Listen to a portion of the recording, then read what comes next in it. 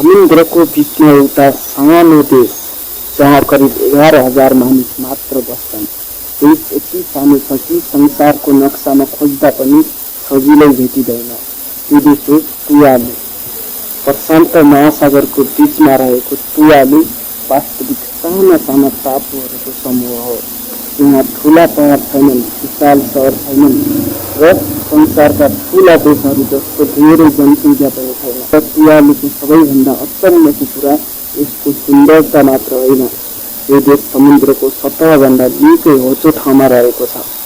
समुद्रको सतह बढ्दै गएमा तुवालुको भविष्य नै जोखिममा पर्न सक्छ। त्यसैले यो सानो देशलाई संसारले जलवायु परिवर्तनको एउटा महत्त्वपूर्ण उदाहरणका रूपमा हेर्छ। यहाँका मानिसहरूको जीवन समुद्रसँग गहिरोसँग जोडिएको छ। नीलो समुद्र, सेतो बालुवा र साना टापुहरू बीच उनीहरूको दैनिक जीवन बित्छ। तुवालुको राजधानी पुनापुती हो, जहाँको जीवन शान्त छ। ठुलो ट्राफिक जाम छैनन्, विशाल भवनहरू छैनन्, तर मानिसहरू आफ्नो सानो संसारमा खुसीका साथ जीवन बिताइरहेका छन्।